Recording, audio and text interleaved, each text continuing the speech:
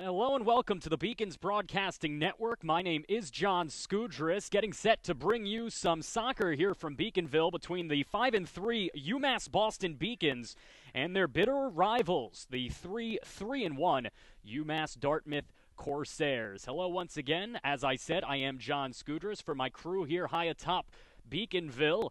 Going through a few technical difficulties, unable to bring you much of a pregame show as they're introducing the starting lineups. I'll get those to you right now. For the visiting Corsairs, in net it's going to be Luis Carranza. He has all three wins for the Corsairs and a 1.46 GAA this season. Max Delafeu will be starting as well. He'll be in front of his netminder Carranza. Joining him will be Matt Vidal, Gustavo Dos Santos, Georges Tenney, Jason Davis, Josh Chow, Derek Medeiros, Corey Morris, Alex Machado, and number 23, Kareem Fernandez. For the UMass Boston Beacons, the home team this afternoon, riding a red-hot streak. More on that in a bit. It'll be Elton Teixeira in the starting lineup, joined by Pedro de Carvalho, Mateus Reese, Paul Ern, Marcus Pizzetti, Douglas Silveira, Pedro DaSilva, Rolando Barbosa, Arlindo Gonçalves, and Marcelo Cunha. In net for the Beacons, number 99, Alfonso Rosales, who this season has been spectacular. 7 goals against in 6 games this year, 18 saves, 4 wins and 2 losses, and a sparkling 1.21 GAA for number 99. As we get set to bring you the broadcast, it's just about time for the national anthem, so we'll pause for that as we get set for 90 minutes of soccer action.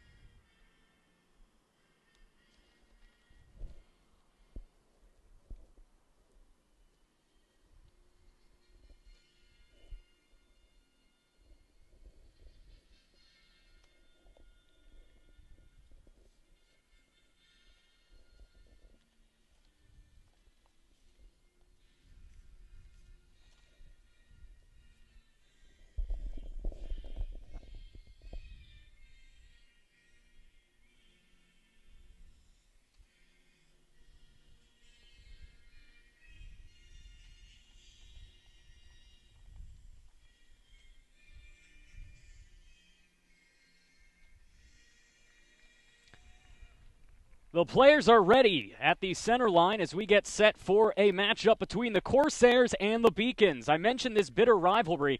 Well, it's been a bit one-sided of late. The Beacons having not won in 7 consecutive meetings against the Corsairs, and 22 of 29 all-time have gone to UMass Dartmouth. However, the Beacons are red-hot of late. 4 consecutive victories for UMass Boston, outscoring their opponents 16-3 over the course of that streak.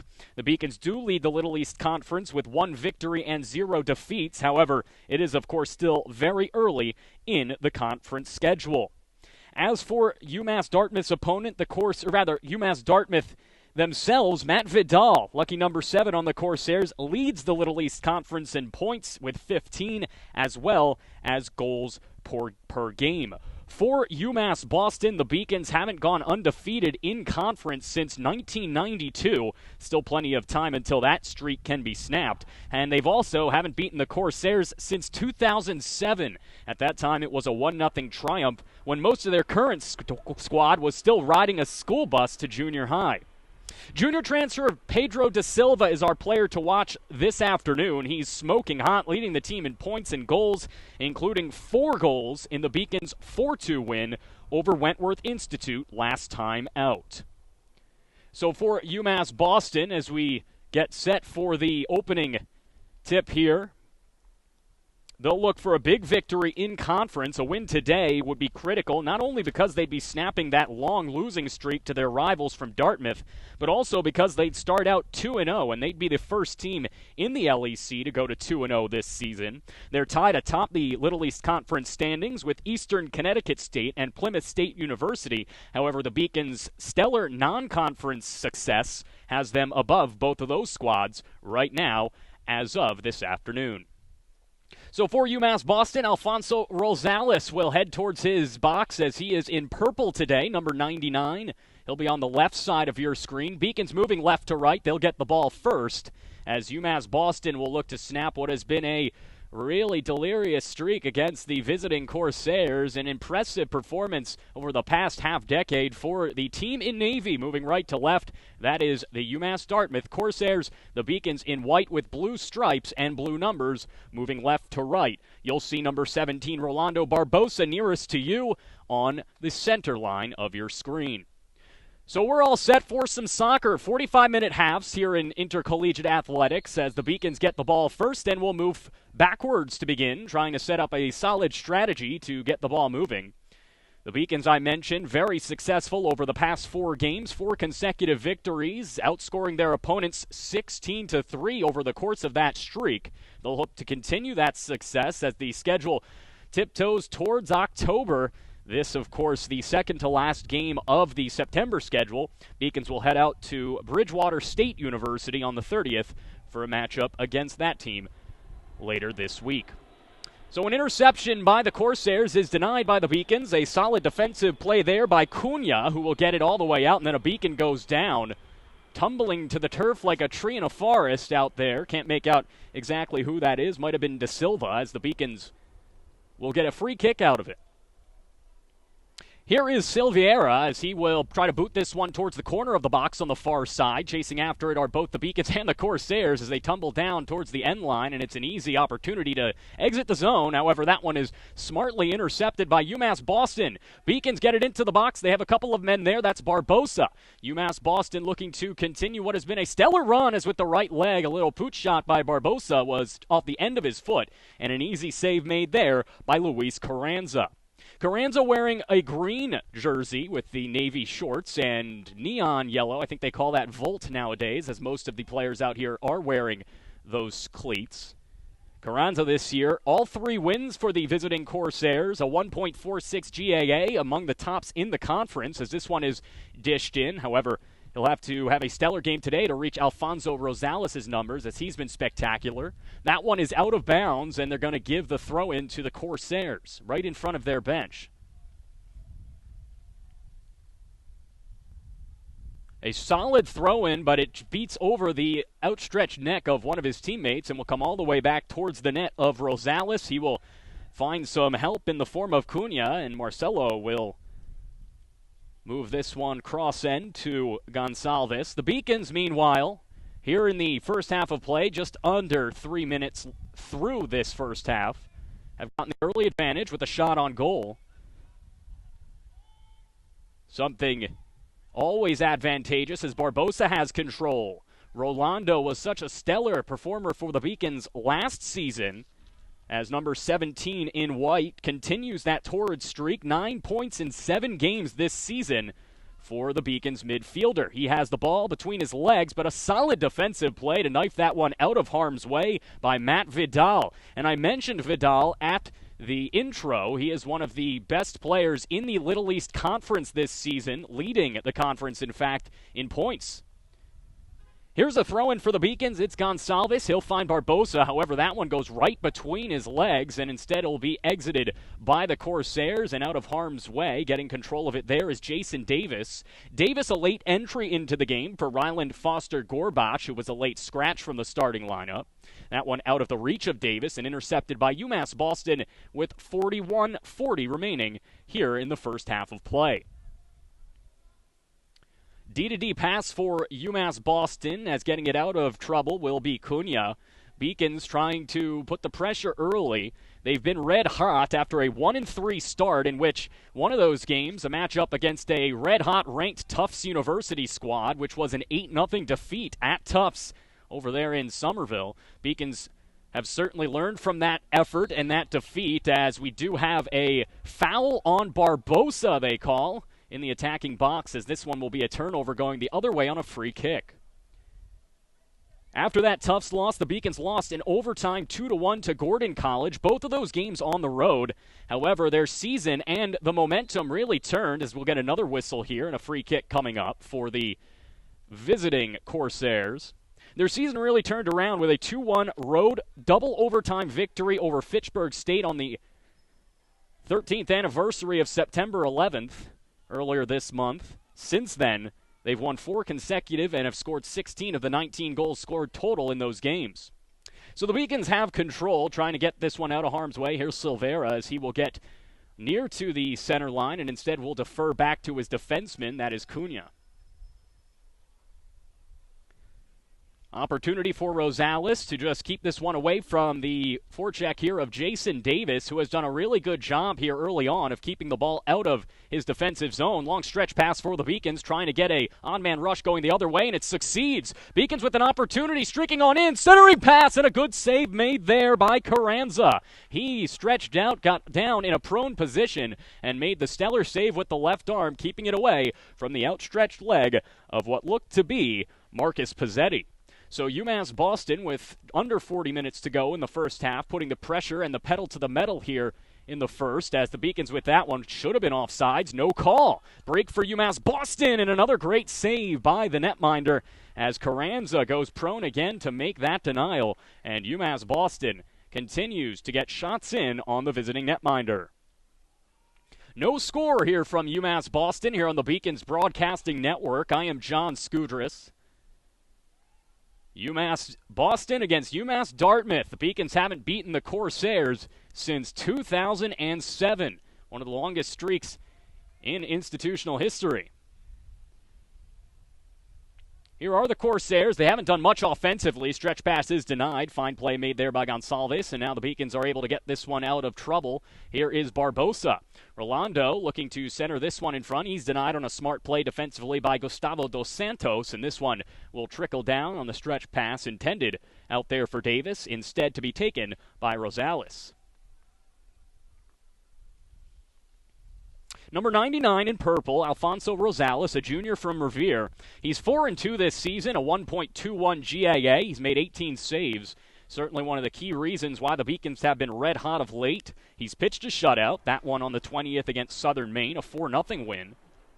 As that one almost resulted in a foul. Coming up aggressively was Derek Medeiros for the Corsairs. However, no whistles, and the Corsairs take advantage of that by getting it out of their own zone. However, that one was errant in front of the Beacons bench for a UMass Boston throw-in.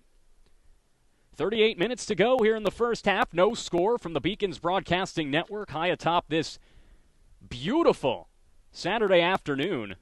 Couldn't ask for better weather here at the end of September in New England. Typically, we start to see the rain and the New England winter start to creep in as a fine play off his chest to the left-legged shot just off the outside of the net by Vidal. And there you see the effort by Matt Vidal that has him leading the league in points with 15. He almost got an extension to that league lead with a goal there, but that one just off the outside of Rosales' net.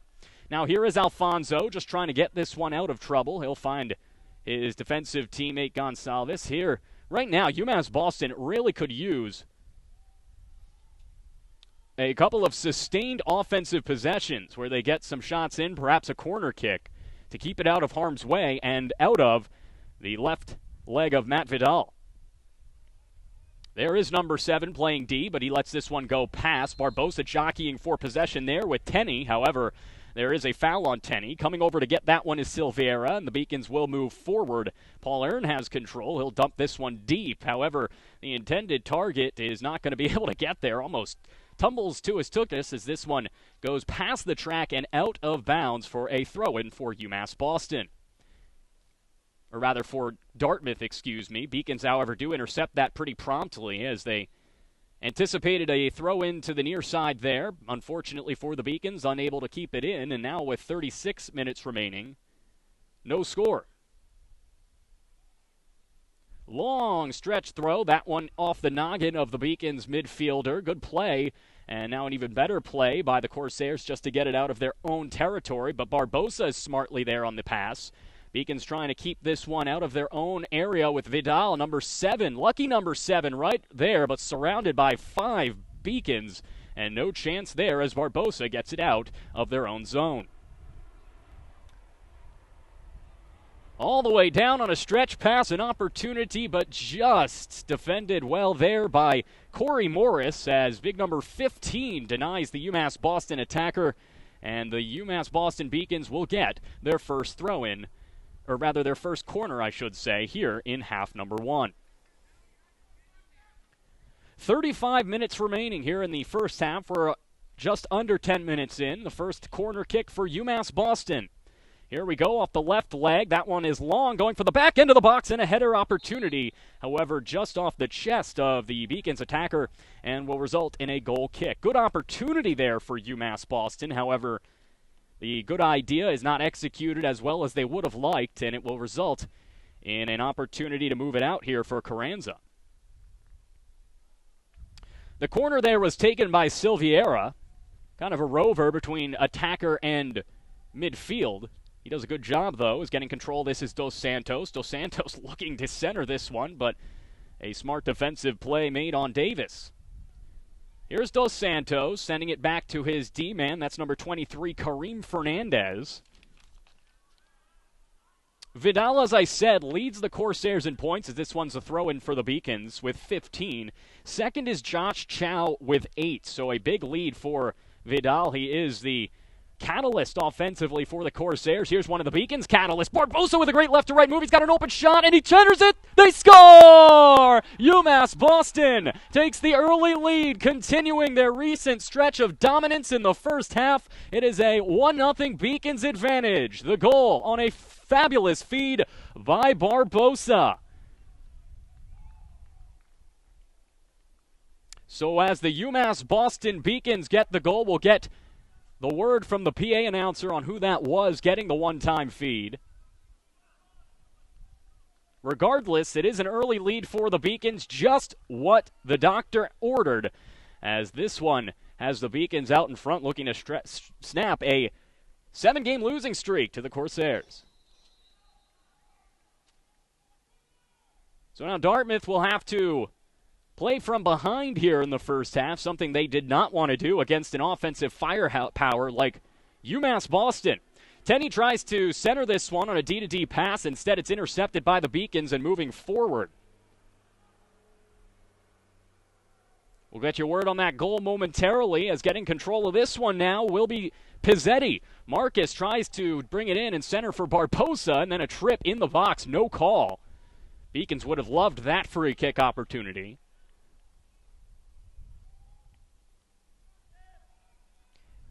UMass Boston offensively has continued to put the pressure on as Gonsalves tries to center it for Earn. He tumbles down inside the circle.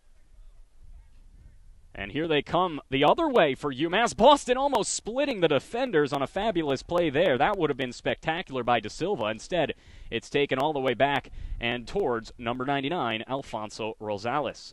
We do have word on the goal. It will be Elton Teixeira with the net there off the fabulous feed from Rolando Barbosa. For Teixeira, his 5th goal of the season. That will be second on the team, behind only the red-hot Pedro DaSilva.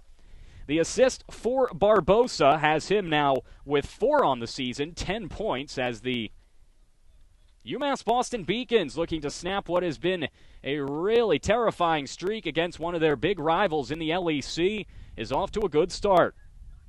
With control is Carranza. Luis with the punt to clear this one. That one like a mortar shot. High arcing punt there by the goaltender, and the Beacons able to take advantage of that, get under it, and move forward. UMass Boston flashing the speed, a long stretch pass. We've got a break on the other way, and they call it offsides. UMass Boston can't believe it. Raising his arm towards the heavens is Gonsalves. I agree with the Beacons midfielder. I did not see offsides there. Looked like the pass was there on time, but instead, with 32:20 to go in the first half, it's a free kick for the Corsairs.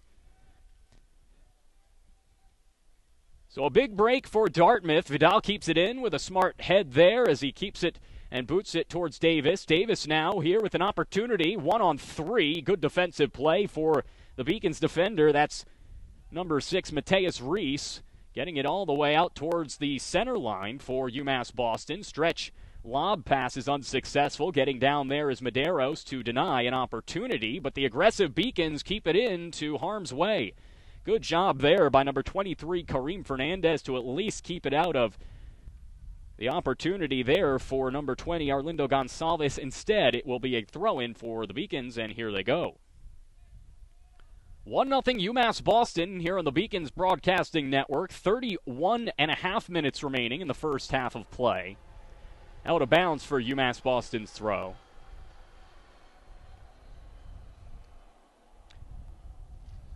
Stay tuned at halftime of this game. We'll get an opportunity to look ahead to what will be a stellar second half of the season for the Beacons men's soccer team. We'll also look around Beaconville as UMass Boston athletics continue what has been a strong start to the 2014 athletic year.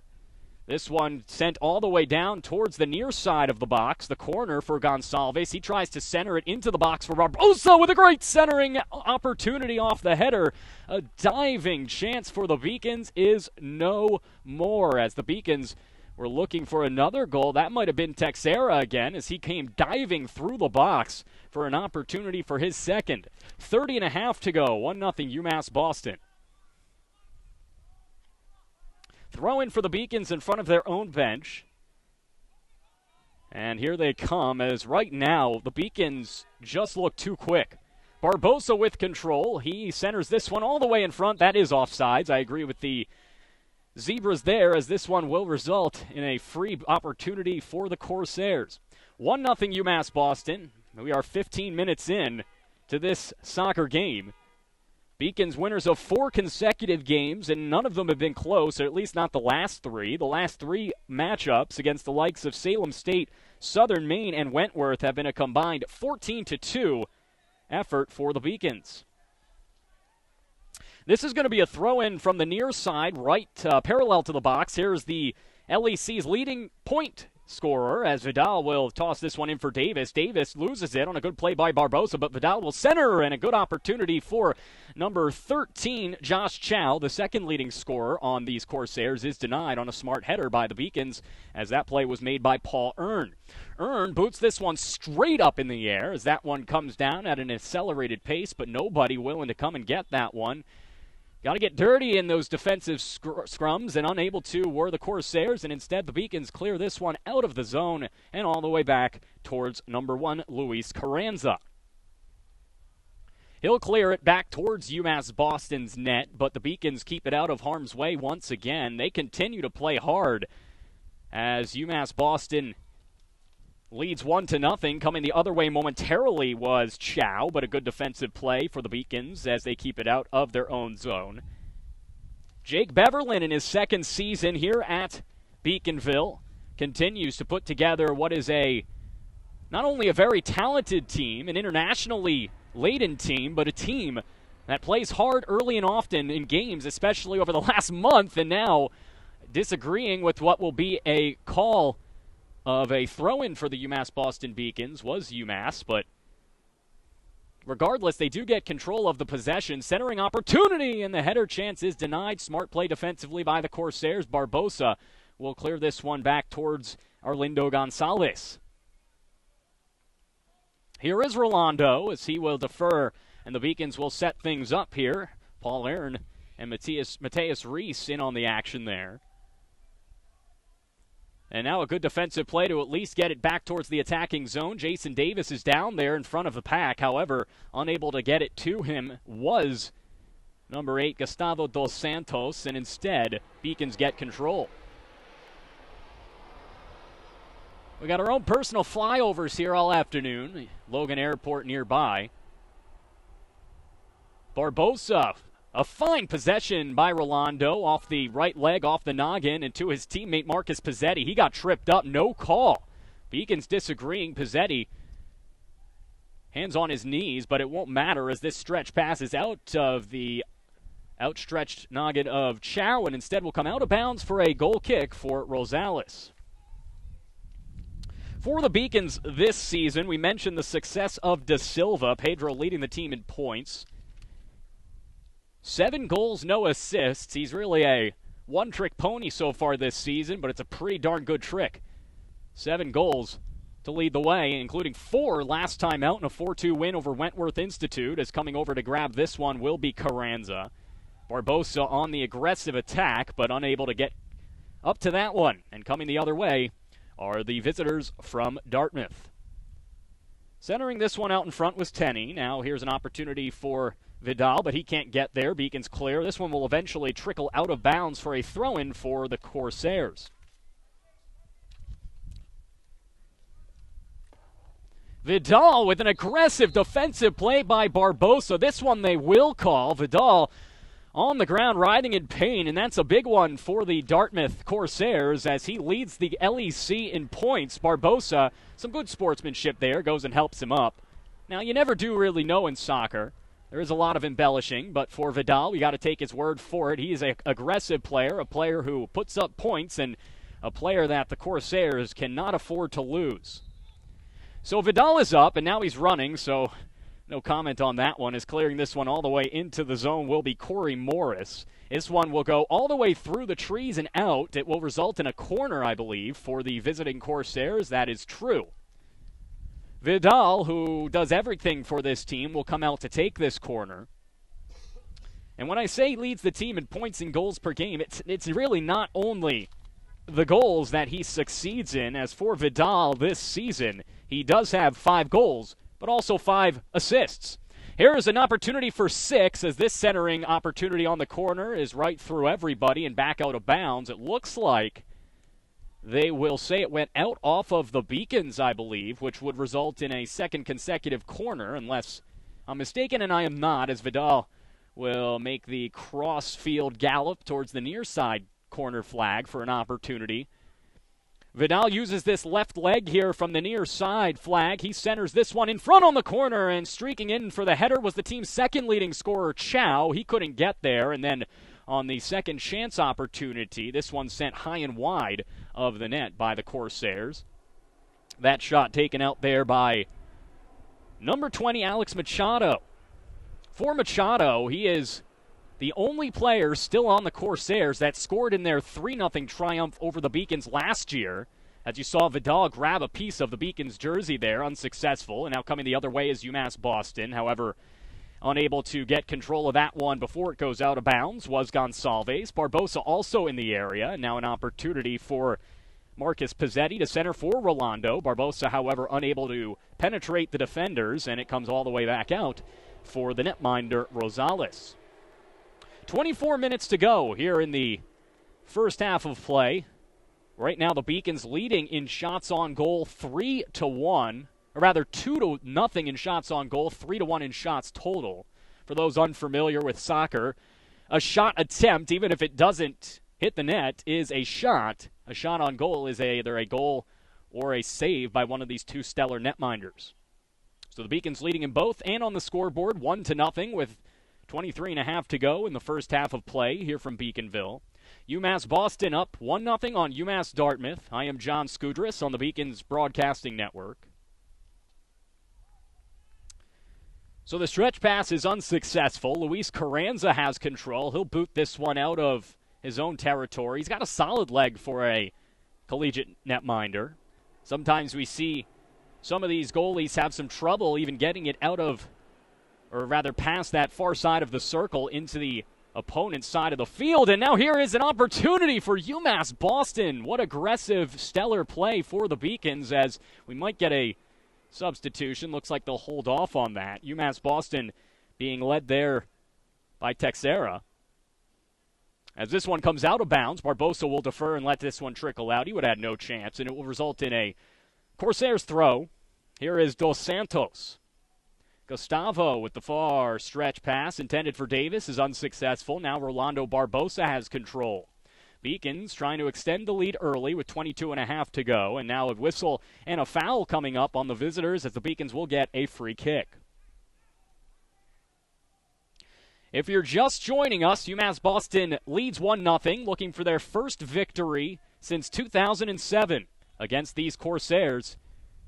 Most of these players on the Beacons were unable to drive. In fact, I'd reckon almost all of them were unable to drive when the Beacons last beat the Corsairs, so this would be quite a victory to open up 2-0 in the LEC, as almost losing this one was Silviera. Gets a little help from behind on a smart effort by number 26, Marcelo Cunha. However, this one does come out of bounds for the throw-in by Gonçalves. Beacons see Pizzetti try to center this one in front. The intended target was Mateus Reese, but unable to get there was the Beacon, and now the Beacons will see it come the other way for the Corsairs. The first goal in this game, and in fact the only goal so far, scored by Elton Teixeira. He's second on the team in goals, behind DaSilva. The assist by Rolando Barbosa on what was just an unbelievable centering feed by the Beacons midfielder. On the defense here are the Beacons. Davis trying to pressure, but instead the stretch all the way across. UMass Boston, however, unable to penetrate the D and get a shot opportunity, but Pizzetti's able to keep it at least out of harm's way, and then Barbosa just clearly shoves the defender out there. That was Tenney, and now we will see a easy free kick call for these referees. Refs wearing yellow today, or gold, I guess, if you want to be picky about it. The Corsairs in blue moving right to left here in the first half, as Vidal has an opportunity in the attacking box, but a good second effort by the Beacons to get it out of harm's way. Corsairs in navy blue with those gold stripes and numbers. Beacons in white with the blue stripes and numbers. UMass looking to get their sixth victory in 9 games this year, open up 2-0 in the conference. Meanwhile, UMass Dartmouth has been about as teeter-totter as you can be, 3-3-1. However, their last victory came their last time out, a 7-0 road triumph over a very, very woeful Salem State team. In fact, in Salem State's last 2 matchups, they've been outscored 13-0 by these 2 clubs, the Beacons and the Corsairs. So this one will not result in a whistle. A bit surprised by that. Beacons trying to keep it in, and eventually it will come out of bounds. Good effort there by Pedro DaSilva, the Beacons' leading goal scorer, as he will re-enter the field of play. It was DaSilva on the last Beacons opportunity, in fact, who had the chance for the header goal. It would have been his 8th of the season. And now we will get a whistle. And a substitution finally coming for these 2 teams, I believe. It will. Jason Davis will take his first seat of the day, grab some Gatorade. Get your word on his replacement. Might be Troy Martins. It is Troy, number 2 in Navy. Troy Martins this season, a midfielder at 5'8", 170 from Attleboro, Massachusetts. Somebody who is prone to coming off the bench and succeeding. He does have an assist in just 2 starts, 7 games played this year. This will be his 8th as he re-enters into this affair. So moving forward is Dos Santos. He sends it to the far side as the Beacons play some defense here towards the center line. Tumbling down was number 5, Max Delafeo. And instead, this one will come back towards the defender for the Corsairs. Opportunity on the near side for Tenney. Tenney centers for Martins. Martins is going to try to go right to left, right past Barbosa. Good play by Rolando. Martins will get control and try to throw this one in, find some help out there. Long stretch opportunity on the pass, but really no opportunity to hit Chow as he was surrounded by white jerseys, and it will result in another throw-in. Much quicker attempt to get it to Vidal, but Vidal off the left leg, his dominant leg, is unsuccessful in getting it back to Martins, and the Beacons will come back the other way. Opportunity for UMass Boston this afternoon with 18 minutes to go, leading 1-0 here on the Beacons Broadcasting Network. In their own zone, Beacons trying to set things up. You often see this in soccer. It's not like hockey where it's attack, attack, attack, attack. Oftentimes, in order to attack, you have to play some defense, rest a little bit, try to woo the defense into some lackadaisical play. Beacons did that earlier on this afternoon. They'll look to do it again. Here's a stretch opportunity for Barbosa. Just not enough on that one as it's denied by Georges Tenney. And the Beacons lose control. Here's Vidal, best scorer in the conference, unable to get control initially, and then the second chance opportunity for Matt Vidal is unsuccessful. Vidal, one of these players who, despite his diminutive size, is one of those talents that has speed, skill, and determination, and that's why he's so successful this season. Vidal, a sophomore from New Bedford, standing at just 5'9", 160, but he's certainly one of the more aggressive and talented players in the LEC.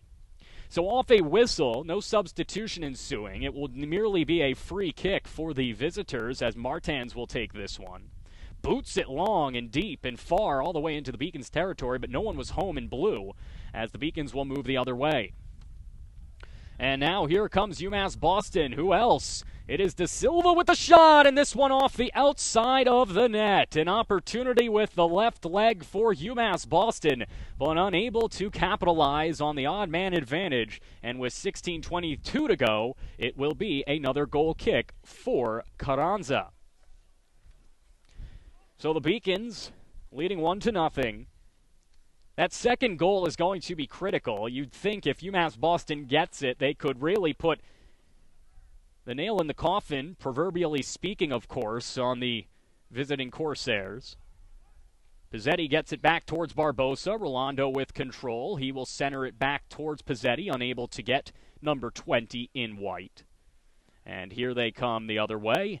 Barbosa stretching. Excuse me, that was Gonsalves, not Pizzetti. I correct myself as Barbosa's unable to corral that one. It does come out of bounds, and the Beacons will get their first substitution.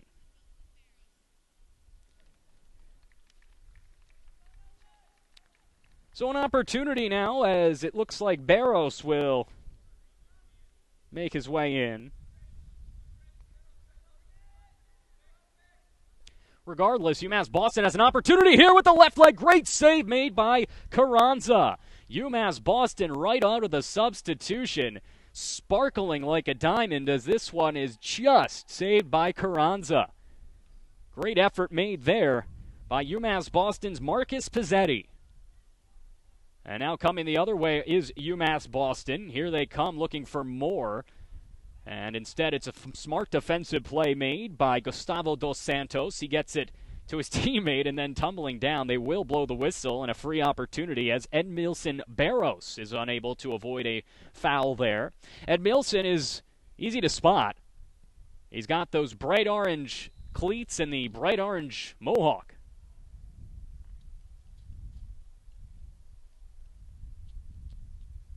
Looks like a stoppage of play and a substitution for at least one side of this affair, as I believe Dartmouth will get some fresh legs out there. Joining the action, in a moment we'll let you know, it looks like Delofeu, number 5 in blue, is out there. Meanwhile, for the Beacons, you see a couple of players getting up to stretch a little bit. We'll see what they do with that. Here is the long opportunity on the free kick coming to the near side for Tenney. Tenney tries to center this one and, in fact, does out there for Ryland Foster-Gorbash, who joins the game for the first time. Gustavo dos Santos also had control of that one for a moment, but he was unable to keep it in the attacking zone. And eventually it does come out of bounds off of Dartmouth, and with 14 and change to go, Beacon throw. Far side of the field, 1-0 UMass Boston. They have control of the possession. Moving forward for Barros now. Edmilson, one of those players who comes off the bench but is more talented than most of the starters in this conference as he flashes his leg strength there, but a little too hard as this one will sail towards the near side fence in front of the parking lot here on Beaconville. We'll see another opportunity for the netminder Carranza. He came into this game allowing just 1.46 goals against per game, and so far allowing 1 in the first half. Meanwhile, a 1.21 GAA, that bests Carranza. That, of course, the GAA of the netminder on the opposite side of the field in purple, the Beacons' goalkeeper, number 99, Alfonso Rosales. Alfonso looking for team-leading win number 5. And meanwhile, this one will be whistled dead, and the Beacons will get control. Rosales in his 7th start. He has allowed a couple of opportunities to his backup, Steve Sosa and Spencer Saunders, who have played admirably, but certainly nowhere to the level of Rosales, who continues to blossom before our very eyes this season. Here is Barros with control, right in front of the press box on the far end, pushing this one all the way forward, chasing after it DaSilva, but will be unable to get control, and now it will be Carranza with it. Carranza clears it out of the zone all the way towards the center line. Good header by Martins, but the Beacons able to keep it away. That was Cunha clearing. This one will eventually come to the near side for Martins. Martins to number 9, Georges Tene. And cross field D-to-D pass for number 23, Karim Fernandez, who gets it back from his partner in crime and eventually will move forward with it. Martins will look to find number 8, Gustavo dos Santos. He had control momentarily. Now here is Martins. Back and forth they go. No attack so far, as trying to penetrate the D was Dos Santos, but he's unsuccessful. Martins now to the near side out here for Tene. Number 9 in blue will go back to number 8 in blue. That is Dos Santos. Dos Santos defers back towards the center line as he finds Deulofeu. Beacons trying to play some aggressive D. Barros got out there, but back towards Deulofeu. He finds Martins. Martins with an opportunity, but a smart defensive play by the Beacons midfielder Pizzetti. He gets it out and clears. Stretch pass intended for DaSilva, unsuccessful. Good defensive play by Fernandez, and then cleaned up and sent out of play. On that one, good effort by Corey Morris, number 15 in blue. Beacons throwing in. Here's Gonçalves. Finds Barbosa. Rolando playing keep away from 2. Smartly allows Martins to just boot this out of bounds for another opportunity for Arlindo Gonçalves. He puts a little more oomph into that one as he gets it towards the other attacker, getting control of it, and Elvis losing it was Pedro DaSilva, and then he does. But this one off of Corey Morris, and a free throw-in here for UMass Boston. We will get another substitution for the Beacons with 11 exactly to go here in the first half. A 1-0 lead for UMass Boston, and a well-deserved rest here for maybe the remainder of the first half for Rolando Barbosa. He'll take a seat. He's been very in the action this afternoon, and UMass will see this one come out of bounds. Now his replacement for Barbosa getting control, eventually getting through the trees, piercing through an opportunity, but a good defensive play. That was Lanier Lima, who is in the game, number 23. Lima looking like Jordan, piercing the defense there. A fellow number 23. And now here is Lima, centering opportunity, but unable to get this one to number 2, Admilson Barros. Far side of the field, and an opportunity for the Beacons continuing the aggressive play so far. Beacons leading 1-0 on the scoreboard, 5-2 in shots, and a sparkling 3-0 in shots on goal, as despite his proficient play, Alfonso Rosales has been picking daisies most of this afternoon with 10 minutes to go in the first half of play. It is 1-0 UMass Boston. This is the Beacons Broadcasting Network here on Stretch Internet Portal. I am John Skudris, and that is Admilson Barros, who loses it out of bounds. They will say it came out off of the Corsairs, and the Beacons will get the throw. Looking for Barros, instead of trying to go up and over everybody for DaSilva, but unsuccessful, as the Beacons will instead intercept. Moving forward the other way for Lima. Lanier will try to center and then get it back. DaSilva also in on the action, but now the Beacons lose it to Tene, and he clears. Or at least he tried to clear, as this one comes off the leg of number 13, Josh Chow. And now we will get a whistle, as Barros was in on the action, and it is in fact an opportunity for the Beacons coming here. DaSilva gets the stretch pass. He is stellar with the ball on his leg, and the left-legged strike by the Beacons forward is high and wide. So 9 minutes to go, as DaSilva would have been our player to watch coming into this game. He is absolutely on fire here over the last couple of games, and now he'll actually get an opportunity to take a seat, rest those legs here in the first half. A well-deserved rest for DaSilva, who scored all 4 of the Beacons' goals in a 4-2 victory last time out against Wentworth. He's had a couple of opportunities today, however no goals, as it was Teixeira who got the first and only goal of this game on a feed from Barbosa. Far side, it comes out of bounds off the Beacons, I believe, although the refs do confer with each other and do reach that affirmative agreement. It will be Corsairs' ball coming right to left. However, they haven't been moving left too much. They've been going right, backwards, if you will, as the Beacons, aggressive play from Barros as he sends his opponent tumbling to the grass. Oh, my goodness, Admilson Barros. He may not have started, but he's playing with vigor after coming off the bench about 10 minutes ago. He has been as aggressive as they come on the far side of the field. 7.5 to go, At halftime, we'll take a look back at the first half of play. We'll also look around Beaconville to get a look at how the other teams here in UMass Boston are faring this afternoon and this weekend, as this one is a free kick off of the Barrows foul. Good play by the Beacons with the head to get it to Barrows, and Edmilson will just send this one out of harm's way. Good effort there almost by Lima. He almost went into a split there, and that would have been something he would have very much liked to avoid, and he did, as the Beacons will send this one out of bounds. Martans gets it in, and an opportunity for Tenney. Georges Tenney trying to keep it away from the attacking defender. He does.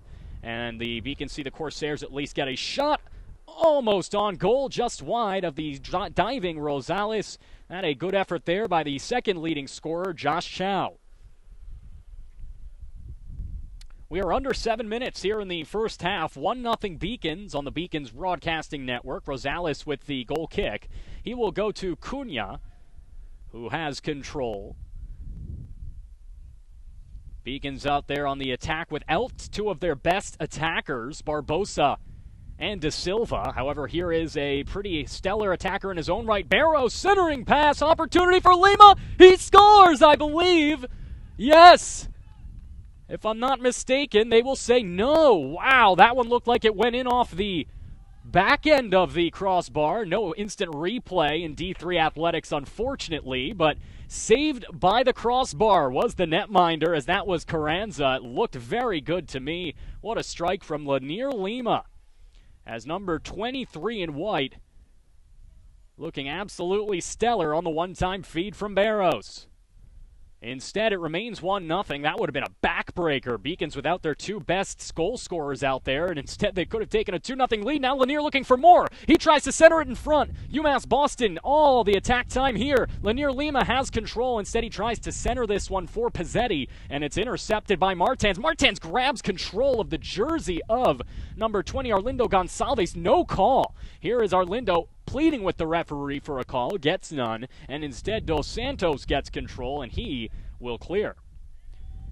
Cunha has it. Cunha tried to keep it in, couldn't, and instead it will result in, with 5.5 to go, a throw for the Corsairs. Here is Martans.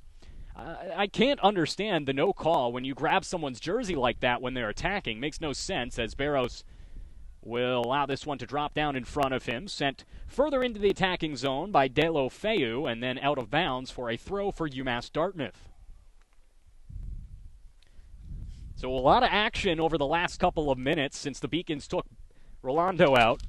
UMass Boston saw Lanier Lima, who came in for Barbosa, almost score a goal, nailing the crossbar in what was an absolute howitzer cannon of a strike. Instead, Lanier will have to do that, take one off the face. It's been a tough last few minutes for Lanier Lima. Denied by the goal post, and then takes one right in the face. He's tough, though, shrugs it off, and then also pretty tough out there was Marcus Pizzetti getting whistled for the shove, and a free kick coming up for Corey Morris and the Corsairs. Number 15 in blue, that is Morris, one of the fullbacks here for the visiting Corsairs. 4:10 to go. Morris in the orange spikes will try to find an open man in front, and in the box, Vidal all the way down there. Good defensive play by the Beacons duo out in front, forming the wall. Cunha aggressively chasing after it along with Chow, and instead it comes out of bounds and will result in a goal kick for Rosales. Under 4 to go here in the first half of play. Beacons looking to snap what has been a 7-game losing streak to these visitors from Dartmouth. Last victory for the Beacons right here on Beaconville, when it looked a lot different back in 2007.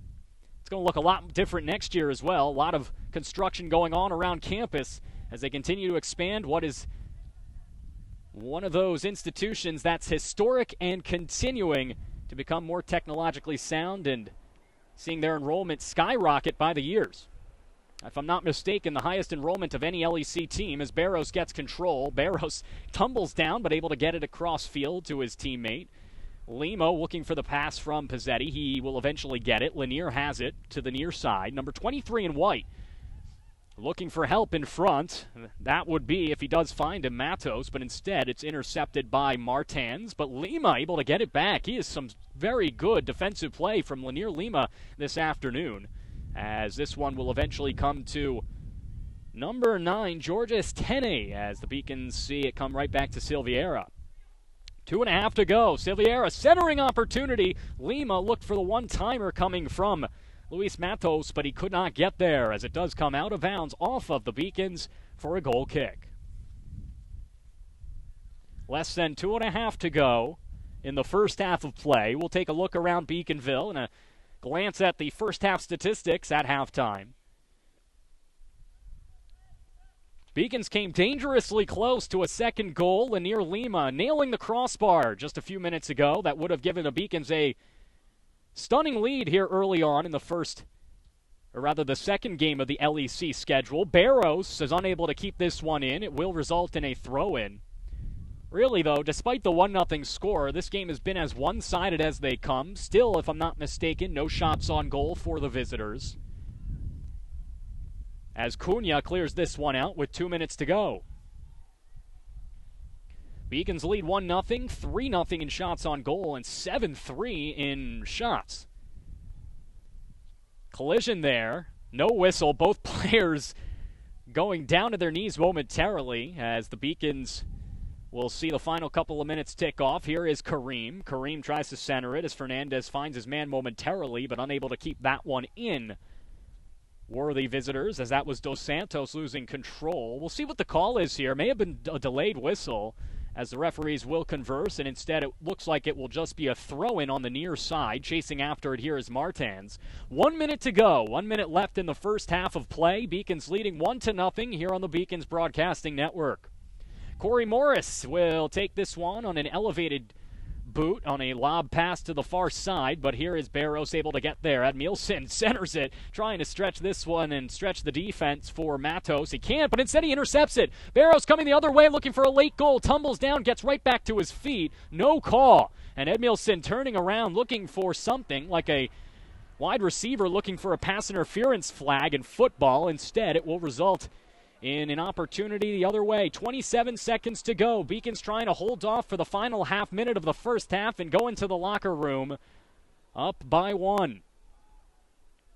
Here they come the other way. Good defensive play, and now it looks like UMass will clear. Gonsalves was down there, and eventually it comes out of bounds. And with 10 seconds to go, that, for all intents and purposes, will wrap up what has been a very dominating first half of play for the UMass Boston Beacons. The horn sounds, and we are through 45 minutes here from Beaconville. It's 1-0 Beacons on the Beacons Broadcasting Network. They have taken control, taken the reins, and taken the lead on a goal by Elton Teixeira. For Teixeira, the goal is going to be his 5th of the season, point number 10 and 11. And it's 1-0 as we are through one half of play from Beaconville. So in that first half of play, we saw a little bit of everything from the Beacons. It's been stellar play from DaSilva, Barbosa, and of course Teixeira, and good net minding by Rosales as well. We'll take a look at the halftime statistics momentarily as the UMass Boston Beacons get off to a 1-0 lead. Dominating the statistics here in the first half as we bring them up on your screen. 7 shots on goal for the 5-3 Beacons here through 45 minutes of play. Just 3 for the Corsairs. And, of course, it has resulted in a 1-0 lead. Meanwhile, fouls. There's been an awful lot here in the first half. You know these two teams are familiar with each other. They play every year. And you know the Beacons don't like the Corsairs, having not beaten them in nearly 1 decade. Let's take a look around Beaconville, as these two teams aren't the only units playing here this afternoon. Women's soccer is, of course, up at UMass Dartmouth in a matchup of conference unbeatens. The Beacons women's team continues to do stellar here in 2014, building off of what was a spectacular regular season last year. They'll hope it ends a little better than their first-round playoff loss in the LEC tournament. More on that a little bit when we get score updates from Dartmouth. As for the women's tennis team, they travel to the Little East preseason favorite down in Rhode Island, RIC. LEC. That game began at 1 p.m., or I should say that match. We'll get a look at that as well later on in the broadcast. And finally, this morning from the Worcester City meet, I say the Worcester City meet. I'm really telling you that I'm not from Boston originally when I say that. Regardless, cross country competed this morning at the Worcester City meet in what was a spectacular match between multiple LEC clubs. So once again, the Beacons leading 1-0 as we move forward here towards the second half of play. UMass Boston getting the goal from Elton Teixeira. It's his 5th of the season. Points number 10 and 11, and they looking to snap what has been a 7-game losing streak to the visitors from Dartmouth. Lead it 1-0 after 45 minutes of play. Welcome back here atop Beaconville. I am John Scudras here on the Beacons Broadcasting Network. Just a minute off from the second half getting underway. Beacons leading 1-0 over the visiting UMass Dartmouth Corsairs. Elton Teixeira with the lone goal, 1-0. An update from Dartmouth, the UMass Boston Beacons women's soccer team. A come-from-behind victory. A game they once trailed 2-0. Krista Layden then scored 2 unanswered goals to tie it up. And then with 12.6 seconds to go, the Beacons win again with a goal to win it 3-2 over UMass Dartmouth on the road.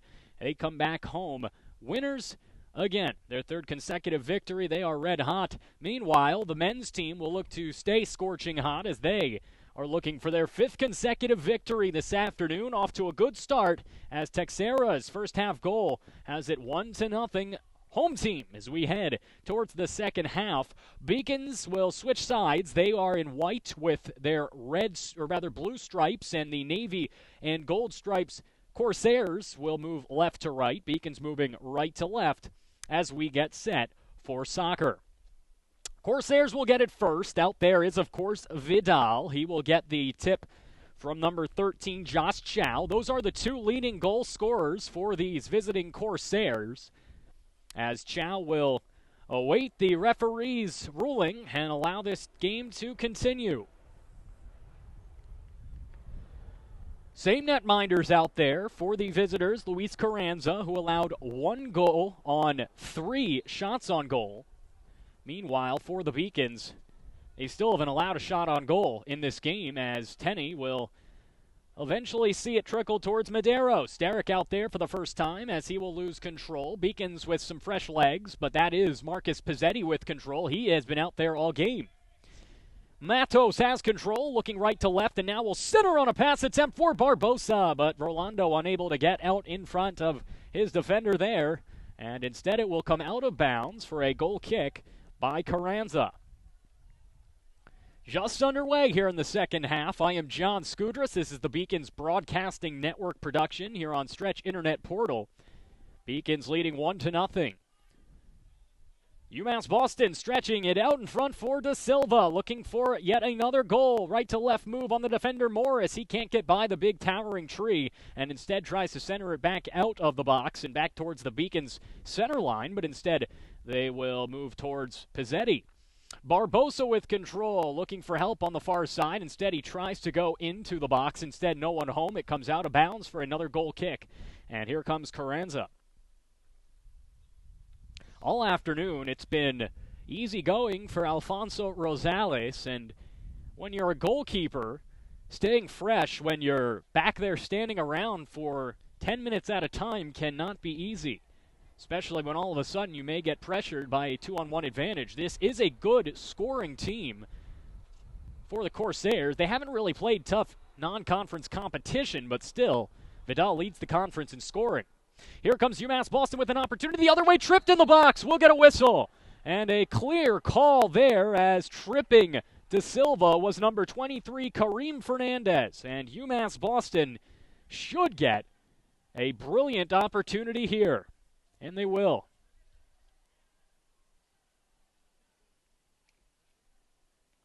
So the visitors committing what is a flagrant foul, not actually in basketball when they have flagrant fouls, but just the magnitude of this foul, which will result in a penalty shot on goal for DaSilva, the team's leading goal scorer. You couldn't ask for much more if you're the Beacons coaching staff. So here we go. It's one-on-one. Goalie against scorer. And can the Beacons get the towering 2-0 lead? DaSilva ready. Beacons looking for more. This could be the backbreaker for Dartmouth. Here he comes. Right leg shot. He scores! UMass Boston has taken a 2-0 lead as the penalty shot goal for the UMass Boston Beacons. And who else? Pedro DaSilva with his team leading. Now, 8th goal of the season. And the Beacons have taken the extra goal on the scoreboard 2-0. UMass Boston here on the Beacons Broadcasting Network. And those are just the type of lazy defensive penalties that you can't take when you're losing and when you're being outmanned and outgunned. Tripping the player from behind in the box, especially a goal scorer like DaSilva, will not win you games. And now, if the Corsairs hope to avoid snapping what will be a 7-game winning streak against the Beacons dating back to 2007, they will need a gargantuan comeback. Intercepted by the Beacons moving forward. Here they come. Mattos with control. Beacons moving forward, looking for more. Up 2-0 already. Mattos looking for his teammate DaSilva. Splits the defenders. Left-legged centering pass. No one home as Barbosa comes late. Tries to lob it back towards DaSilva, but Morris was home to clear that one out of the box. Here is Pizzetti with control. Right to left. Shot attempt, and that one is a goal! UMass Boston! Are you kidding? And the victory dance from the near side of the field. The Beacons lead 3-0. Wow, what a shot from just on top of the box for UMass Boston. And the Beacons lead by 3. It doesn't get much better than that when you see a shot that almost looked like it had eyes. Just got under the outstretched prone arm of Luis Carranza, and UMass Boston has taken a 3-0 advantage. As you saw, a little holding there for the Beacons. No call. Is able to get this one back was Jason Davis. Now with control for a moment was Madero. Centers it back for Morris. Number 15 from number 14. And we're moving forward, counting down the clock. Here are the Beacons losing it out of bounds. They will rule out on UMass Boston. And a throw-in coming for the Corsairs as Medeiros comes over to help out. Derek with control as he will toss it in for Corey Morris. Or rather, excuse me, that's Josh Chow. Chow loses control. The second leading scorer to Mattos as Mattos centers it and the Beacons move forward. Far side for Barbosa. That third goal is credited to Douglas Silveira. And what a strike for Douglas as he delivers from just outside of the box. For the Beacons midfielder, Douglas Silveira, that is going to be goal number 2. So certainly something that was not rather anticipated and did come as a surprise. Barbosa has it, looking for help on the far side. For Silveira, just his second goal and 4th point. So he has no assists this season in what is now his 9th start of the year. But Douglas showing that when counted on, he can deliver. And he did there. 3-0 lead for the Beacons in short order.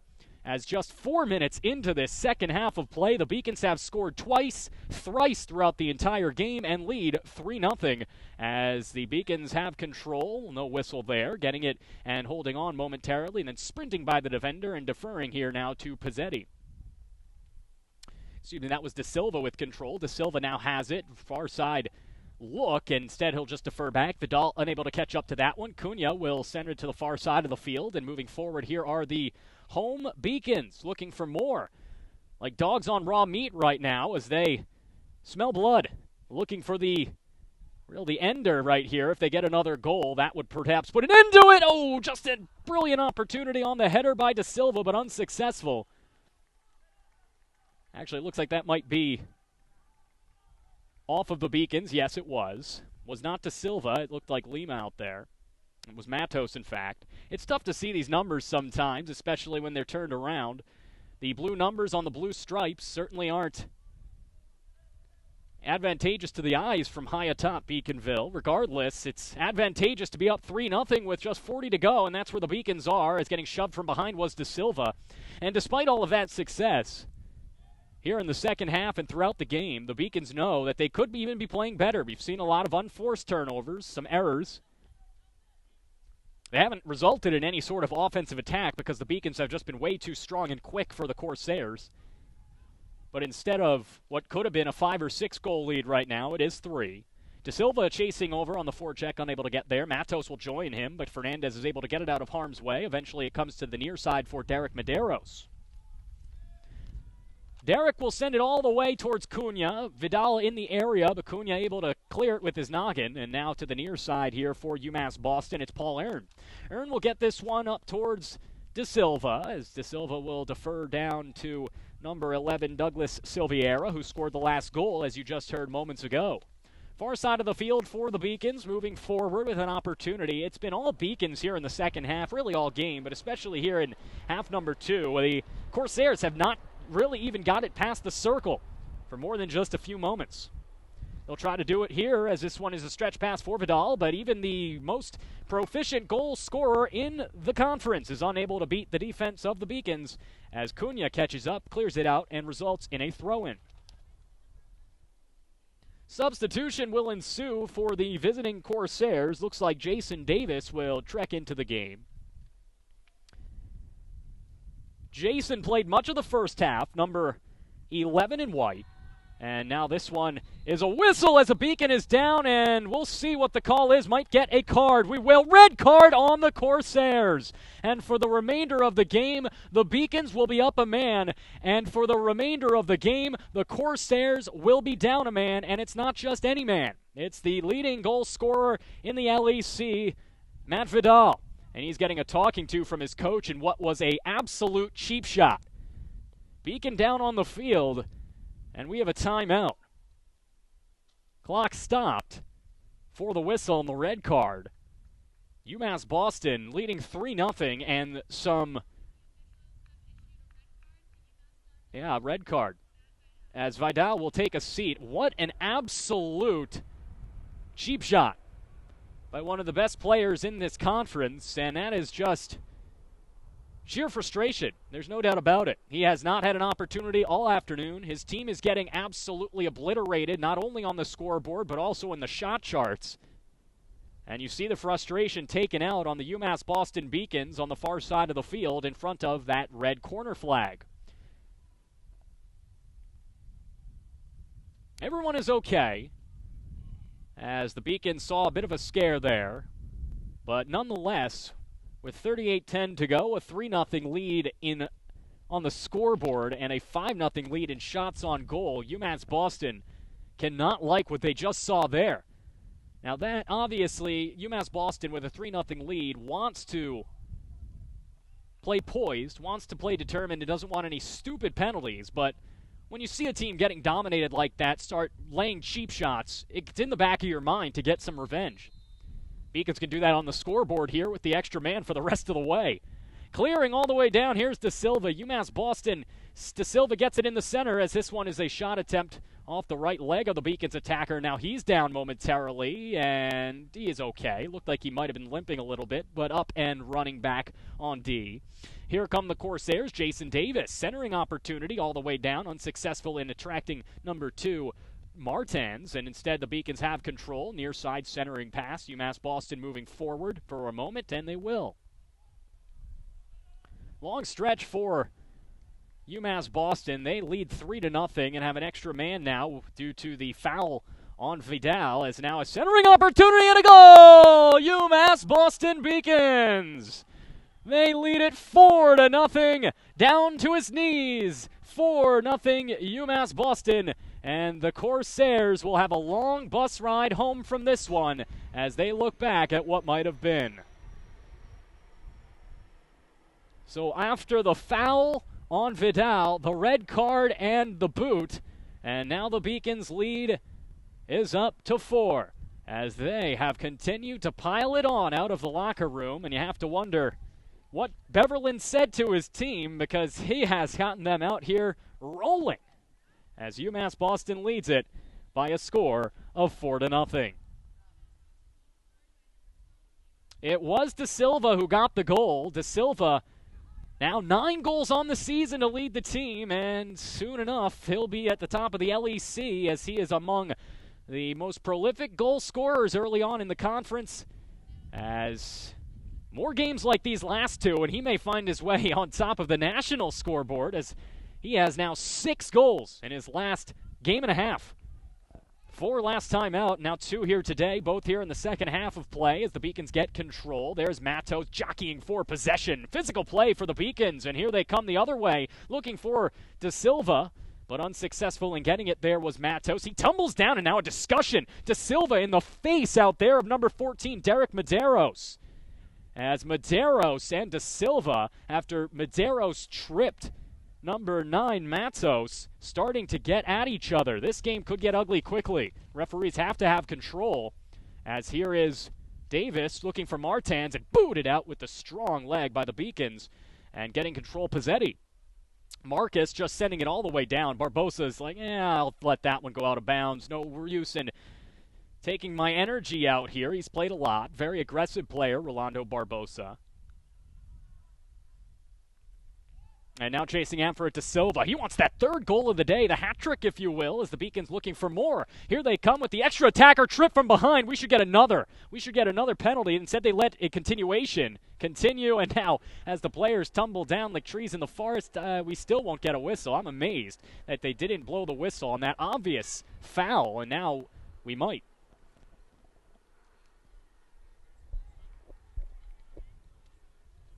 Discussion, the referee will say this is a throw-in. So no foul, as the Beacons will get a couple of substitutions. Looks like DaSilva will finally take a seat. What an afternoon for him. What a season for Pedro. 6 goals now in 2 games. He's got 9 now overall, as Edmilson Barros, one of the duo, entering the game. Edmilson in that fluorescent hair and spikes, easy to notice, as this one is sent back towards the Beacons. UMass Boston's defense has been especially strong. Davis with control. No Vidal out there, so Josh Chow will have to pick up the slack as he is the team's 2nd leading scorer. He has a shot today. No shots on goal. In fact, the entire unit for the Corsairs have been held off the shots on goal chart today.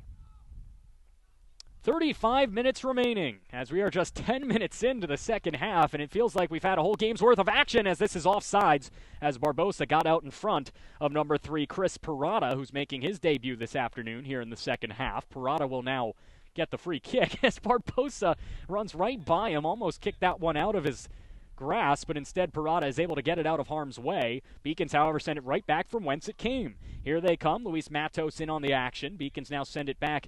Looking for Barros momentarily was the midfielder, but instead will slow things down. Knowing they're up by 4, they can afford to do that. Paul Earn now has control. Paul piercing, looking to center, and an opportunity for the Beacons right out in front. And, just deflected on a smart defensive play by Parada, as he was able to get in front of the shot and slow it down for the netminder Carranza. And an opportunity once again for the Beacons to get that 5th goal is unsuccessful. And now here's Edmilson Barros. Nice move by Barros, keeping it away from the defender. That's Anthony Gonzalez, and stretching this one forward for Mattos. For Barros again, give and go. Barros with a nifty spinorama move, and he jumps up, frustrated over the effort there, as he was able to get around, and now we'll take the throw-in. Good defensive play on the second effort to knock that one away. That looked to be Corey Morris. Here is Silveira. He got a goal in this game. It was the 2nd, as here he is nearly where he was. Finds Mattos. Mattos will try to center this one. Instead, it looked like a shot attempt to the far side of the net. Saved there by Carranza. Beacons lead in shots on goal 6-0. Overall in shots 11-3. And on the scoreboard 4-0. 33 minutes to go here in the second half of play. Throw in to ensue for the Corsairs. And coming on over is Medeiros to help out. Derek will toss this one in, looking for number 16, Rijkaard Thomas. And he is unsuccessful in keeping that one on his legs. Rijkaard making his debut this afternoon. Sent all the way down, chasing after it a couple of players, one Beacon, one Corsair, but getting on over there is Carranza to keep it away and find number 3, Chris Parada. That one comes out of bounds off of the netminder Carranza, and now here come the Beacons with a chance at a throw-in, already leading by 4.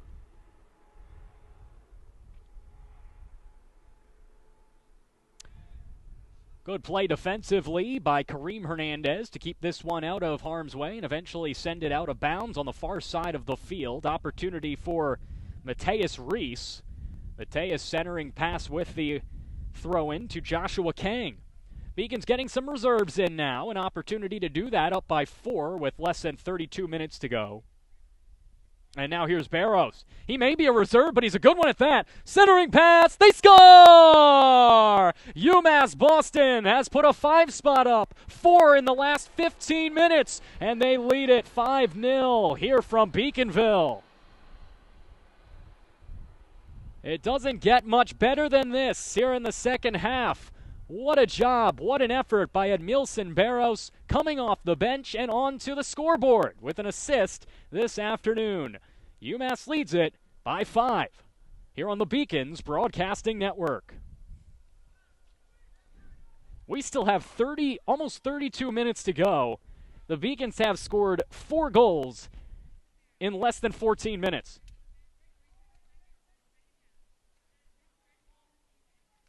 And so UMass Boston leading 5-0. Yesterday in Worcester, the heavy metal band Five Finger Death Punch played a show. The Beacons right now with a 5-finger death punch of their own, up by 5 here in the second half. And that goal there may be the one to do it. UMass Boston with the 5-0 advantage as this one comes out of bounds in front of Chris Parada for the Corsairs. He'll get the throw in. Beacons leading in shots 12-3, 7-0 in shots on goal as they lead 5-0. 30 minutes to go here on the Beacons Broadcasting Network. I am John Skudris, and for UMass Boston, what a tear it has been. Including this affair, in their last 5 games, the Beacons have outscored their opponents 21-3. And they're on their way to winning 5 in a row, including 2 in the LEC Conference. That last goal goes to Luis Mattos. Mattos was in the right place at the right time off a great feed from Barrows. And the rhyming duo at attack will see this one go out of bounds for a throw-in. Mattos, this season, has his first goal. So how about that here in this second half? Not only are we seeing guys like Pedro DaSilva getting a couple to extend what has been a terrific season, we're seeing some guys who don't typically get on the scoreboard reach that mark, as Luis Mattos has his first. Almost had a chance at a second, but he was ruled off sides, and now the Beacons will have to do some extra work, already up by 5. They do have the extra man out there because of the aggression call on Vidal, who came into this game leading the LEC in points. And if they don't hurry up here and start playing some defense, and if Pedro DaSilva somehow gets his way back into the game, he might not be leading by the time this game is over. So the Beacons here on the near side of the field have control.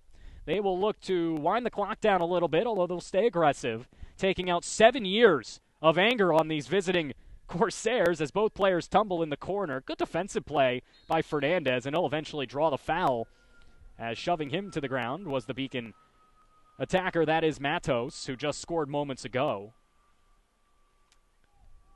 For the Beacons, as I was saying, you almost could see them keep the pedal to the metal here. I mean, Jake Beverlin, coming into this game, knew that history was against them. You know, trends in sports are made to be broken. You base your picks, you base your prognostications on trends, you're destined to be a loser. As Barrows isn't one, as he loses on that effort, intercepted by Medeiros. Opportunity for Corey Morris to clear, and he does. And now here is Jason Davis. Davis centering opportunity out in front, looking for the streaking attacker. That was Thomas, unable to reach him, and the Beacons will clear. The Beacons had lost 7 consecutive games to these visiting Corsairs, dating back to 2007. Last year, in a year where the Beacons were talent-laden, there's no doubt about that. They were almost nearly as talented as they are this year. They lost 3-0 to nearly the same Corsairs team. Now, they did lose a couple of good scorers, but Vidal's still here. Regardless, it's been all Beacons all afternoon. And here in the second half, they've turned what was a dominant statistical performance, at least in shots on goal, into an absolutely dominant performance on the scoreboard. It's 5-0. Here's Kang. Kang has control. Joshua centering this one for Pizzetti. He couldn't get there, and it's cleared out of harm's way by Thomas, all the way down to the near side of the field, chasing after it Davis. Good effort there by the Beacons, as on defense, keeping it away was Paul Earn, and Earn will instead see that one come out of bounds. It will be a throw-in in a few moments, as coming over now is Josh Chow to do the duty, as he will toss this one over to Morris. Corey has control. Big number 15 to the far side of the field for Martans. He will defer back to the backer as he gets it right back on a give and go, and then from whence it came, tried to go back to Parada, unsuccessful and out of bounds with 27 minutes to go. So the Beacons up 5-0, looking to continue an absolutely stellar afternoon for UMass Boston Soccer, as finally getting in on the action and maybe selling that one a little bit. Why not? He hasn't done anything in 30 minutes. He hasn't had to. Was Rosales as he dives to make that save, keep a shutout intact. Earlier this afternoon, just before this second half commenced, the Beacons women's soccer team defeated the UMass Dartmouth women's team 3-2. Brittany Castillo and company delivered, but it was Krista Layden who got the job done, as it was her two goals in the first half of play that brought them back from a 2-0 deficit. Eventually, with 12 seconds to go, they delivered to win it 3-2. As here's Barros looking to continue a strong second half for Beacon Soccer, letting it go, they score! What a brilliant play by UMass Boston, allowing that one to trickle to the far side. It may have been Mattos with his second. We'll take a look at that in a moment. But the UMass Boston Beacons, with 26 and change to go, have put up a 6 spot here in the game and a 5 spot in the second half. It's 6-0 UMass Boston. My goodness, it doesn't get much better than this, as the Beacons have just absolutely run roughshod all over the UMass Dartmouth Corsairs. They lead 6-0.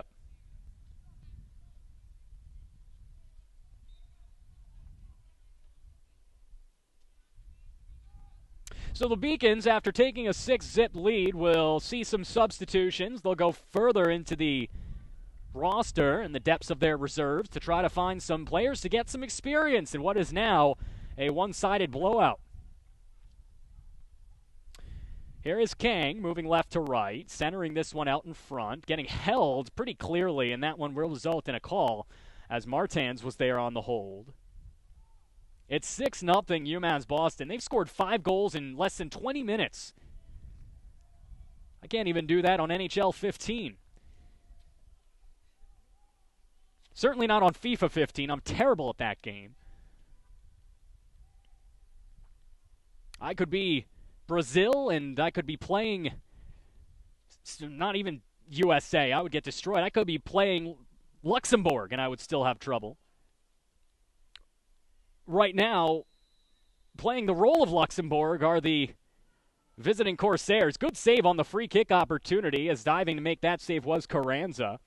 When we find out more about that last goal, we'll give you all the information.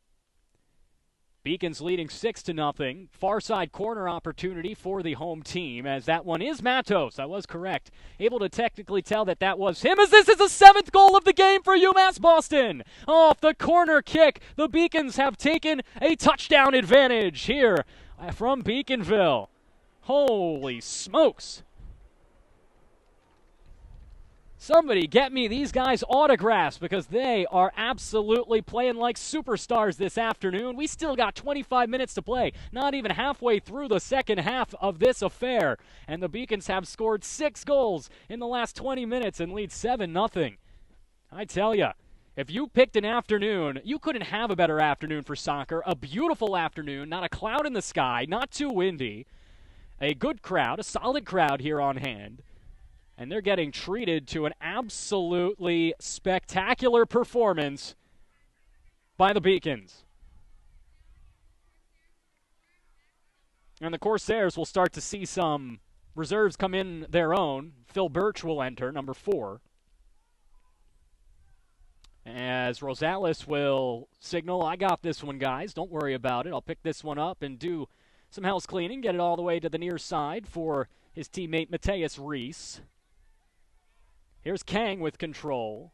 UMass Boston just absolutely dominating. And even on a play like that, no real harm to be done if you let the player run by you, but Martins just grabs hold of the Beacons midfielder, and there's a free kick. And now the Beacons already with the advantage, where they've scored 4 consecutive goals with the extra attacker. Find Barbosa. Barbosa centering opportunity. Beacons out in front. Lob shot. Ooh, just over the net and wide, as the Beacons were looking for the 2-point conversion. It's 7-0 Beacons with 23.5 to go. That last goal, the second of the afternoon from Elton Teixeira.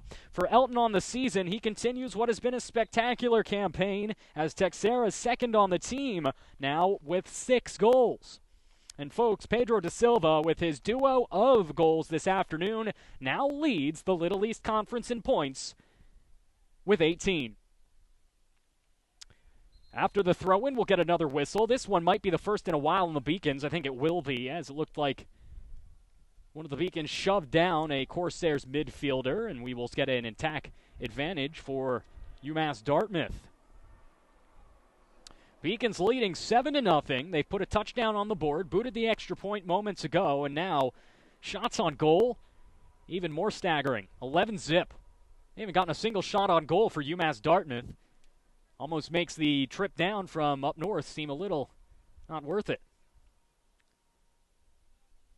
On the schedule, as this game looks to be all but over, the Beacons will travel to Bridgewater State University. That game taking place on Tuesday, the final game of September for the Beacons, as a stretch pass out in front, an opportunity to center this one, but denied, and this will result in a corner kick for the Beacons.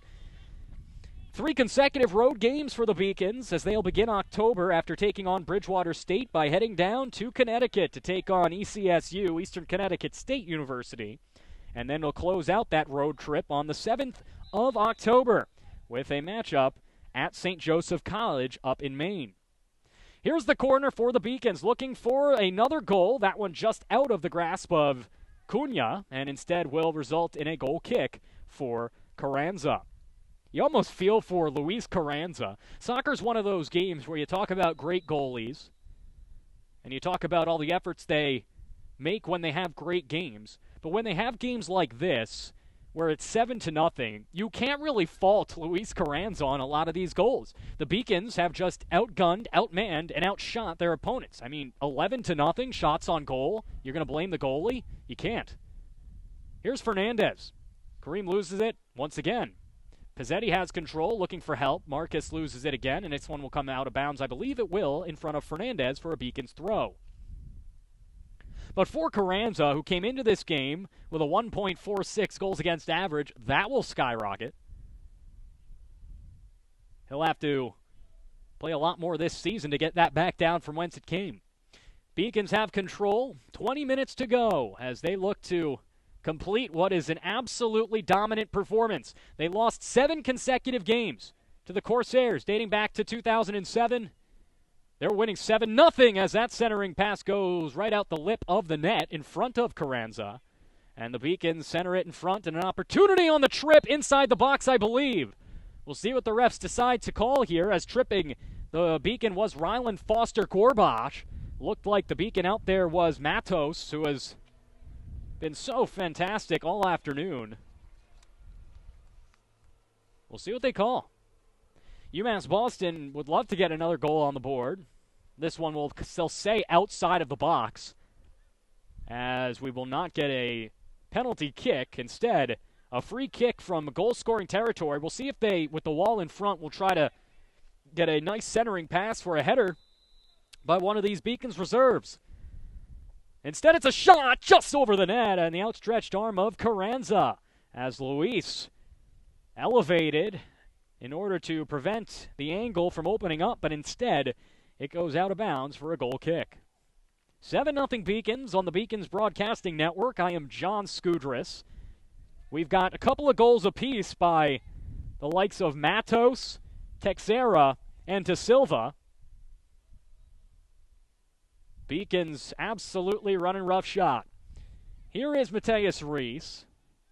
Defers to Barbosa, who centers it for Kang. All the way to the far side of the field, Beacons moving forward. After this affair, I mentioned what the Beacons will be doing as they come into the box, and an opportunity. Barbosa off the elevated ball will send this one high and wide, and an opportunity the other way. Less than 19 to go, another substitution for UMass Boston. UMass Dartmouth, after this game, will head back home on Tuesday to take on Endicott College at 7 p.m.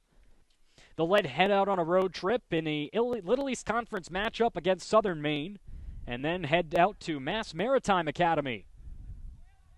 Take on some sailors out there as the Beacons will look to sail through the final 18.5 of this one.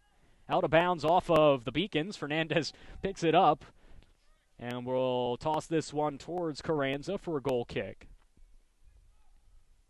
UMass Boston has just 3 home games left this season, part of only an 8 home game schedule, but only 6 here actually at UMass Boston. They played a couple of de facto home games at Roger Williams University in Bristol, Rhode Island. Less than 18 to go. The Beacons will play at home on October 11th and 14th against Western Connecticut State University and Salve Regina University, and then close out their home schedule on November 1st against RIC.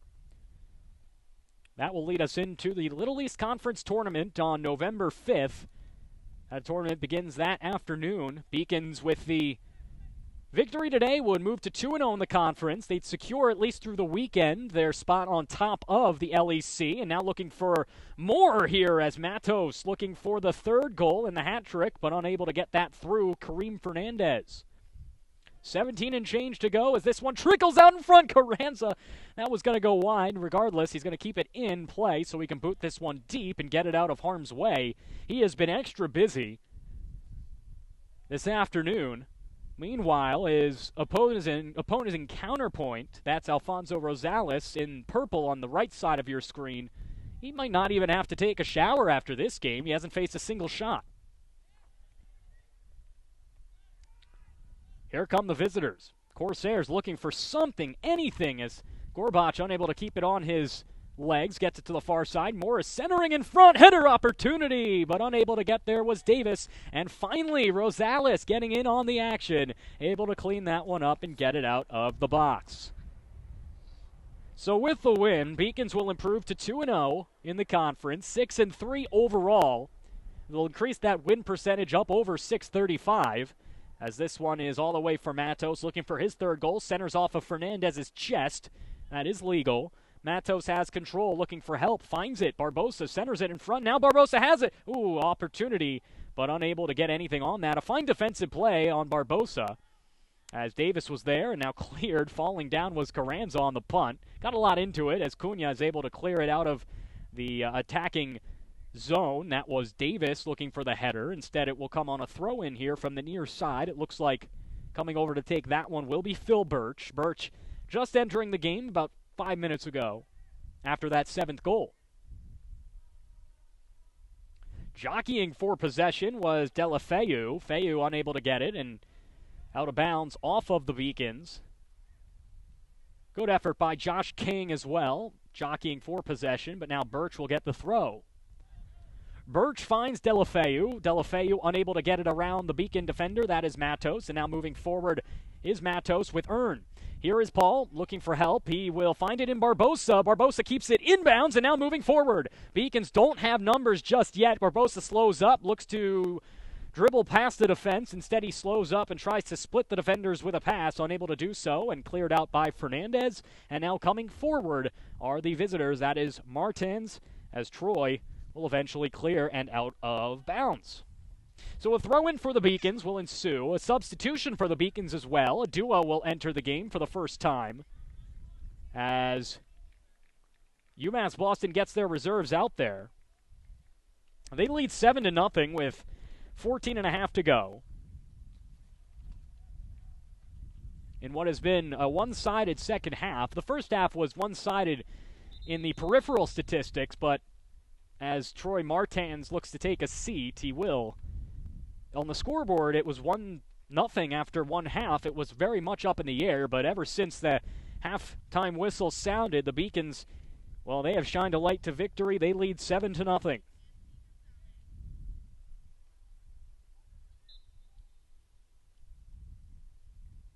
So UMass Boston looking to improve to 6-3. Get their 4th consecutive victory, 2nd straight in the conference. And as we look at the LEC schedule today, only 2 other games. Western Connecticut State takes on Rhode Island College. That comes out of bounds. Beacon's throw will come on up as having control and tossing it in was earned. Barbosa's still out there here in the second half. He needs no rest. Got a little at the end of the first half, but here in the second half, he's been out there almost entirely. I mentioned Western Connecticut against Rhode Island College. Rhode Island College opened up the season with a draw. Western Connecticut lost in the LEC as a collision towards the far side. Beacons get possession, and here's Barbosa. Rolando looking for help, trying to stretch it to the near side for Earn, but can't. And now here come the Corsairs momentarily, but Beacons just always around the ball all afternoon long. And that continues as UMass Boston will play some defense. Cunha. And the Beacons have control. The only other game on the schedule besides this one and the aforementioned game at RIC will be Eastern Connecticut and Keene State. And that's a big one for the Beacons. Eastern Connecticut won their opener in the LEC. They're 1-0. They're also the only other LEC team with a conference win that also has a winning record coming into this weekend's play. They're 3-2-2. Couple of draws for ECSU. Fernandez lets this one go. Carranza will get control. Just under 13 minutes to go in a 7-0 game. Beacons really pummeling the visitors here, allowing them to get some reserves out there, get some fresh legs, some opportunity at some experience, and it's working out. One of those players is Giovanni Lima. That's number 22, and you'll be able to easily tell who that is. He's the only Beacon surrounded by 4 navy blue kits on the far side of the field. He is the tallest Beacon out there also, as Carranza had some trouble with that one, but able to get that on the second effort, keep it away from UMass Boston. Giovanni and Lanier Lima, they're both very towering talents, hailing from outside of the United States. Giovanni, a 6'4", 190-pound forward from Sao Paulo, Brazil. Meanwhile, Lanier, a 6'2", 175-pound forward from Cape Verde. Beacons with control, far side, here is Cunha. Beacons have a lot of international talent, much more than the visitors from Dartmouth. UMass Dartmouth has Gustavo dos Santos from Brazil and Anthony Gonzalez from Medellin, Colombia. As we'll get another substitution here, coming on in Fernando Martinez.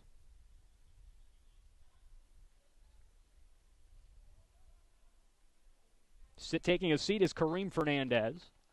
For the Beacons, international talents from Cape Verde, as well as the aforementioned Brazil, and a very talented player from Spain, that is Martinez. Beacons have control, 11 minutes to go. We trickle down to the final few ticks here in this, the second game of the LEC schedule. Barbosa with control moving forward. Beacons have 11 guys, the visiting Corsairs just 10. That's because the LEC's leading point getter coming into this game, Matt Vidal, was kicked out, a red card early on in the second half after a flagrant play after the Beacons had taken a 3-0 lead. UMass Boston will get the throw in here, taking it, and now actually going to have to settle down as a substitution. A trifecta of Beacons will re-enter the game here. Barbosa will get a seat, as will Earn. As the clock mercifully keeps ticking. Beacons leading 7-0 in goals. My goodness, 12-0 in shots on goal, 21-3 in shots. I'd love to see time of possession, as that would be a staggering statistic right there. UMass Boston has controlled the clock, they've controlled the pace of play, and they control the scoreboard, 7-0. Davis able to find Birch, who will boot this one all the way in. Using the noggin is UMass Boston here all afternoon long. I can't believe the performance from the Corsairs here in the second half, because while they didn't look into the game in the first half as getting control as Merv Mayatang, they certainly were in it on the scoreboard. They didn't have a shot on goal all afternoon, but only 1-0 after 45 minutes as Mayatang with a good effort centering this one for Carranza, but not to be, as Luis is able to get down and make that save from his knees. Regardless, in the second half, 6-zip, and really right from the opening tip of the second half, which was taken by the Corsairs, it hasn't even been close. So the Beacons came into this one hoping to snap that 7-game losing streak. They will. They'll also extend their winning streak to 5 games here in 2014. They'll move to 2-0 in the LEC, on top of the conference. And they've outscored their opponents in their last 5 games, a staggering 23 to 3. And the Beacons, who haven't gone undefeated in LEC play, or rather in their conference play since 1992, are off to a good start if they hope to break that 22-year schneid. 8 minutes to go. Beacons lead by 7. Here's Kang with control, moving forward and over midfield. He'll defer to the near side for Merv Mayatang. Merv has it, back to King. Beacons just playing keep away at this point. They are just running out the clock with their reserves out there. Jonathan Figueroa out there as well. He is an attacker on the near side. Beacons lose control as taking it was Foster Gorbash. He'll eventually keep it at his toes and boot this one all the way onto his bench. That's out of bounds, and the Beacons will get a throw with 7.5 to go. You think about it, really, when you put it into this perspective, it's staggering. The Beacons haven't won against these Corsairs in 7 years. The oldest player on this team was 15. The youngest was 11. Doesn't get much better than that. Here comes number 11, streaking all the way downfield is Jason Davis. Looking to snap the shutout, and they almost do, and it would have been an own goal as the Beacons almost with a self-inflicted wound with 7 minutes to go, up by 7. But instead it does come out of bounds and will result in a corner kick, if I'm not mistaken, and it will, as the referee awaits possession for the Corsairs. So all of a sudden, Jason Davis comes screaming down the field, number 11 in blue, but he's unable to deliver that punch into the net as the Beacons really dodge a bullet. Here's Gonzalez.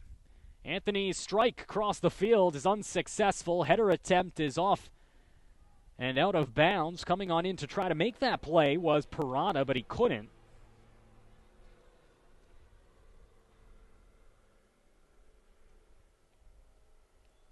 As the Beacons are up 7-0. 6:18 to go here on the Beacons Broadcasting Network.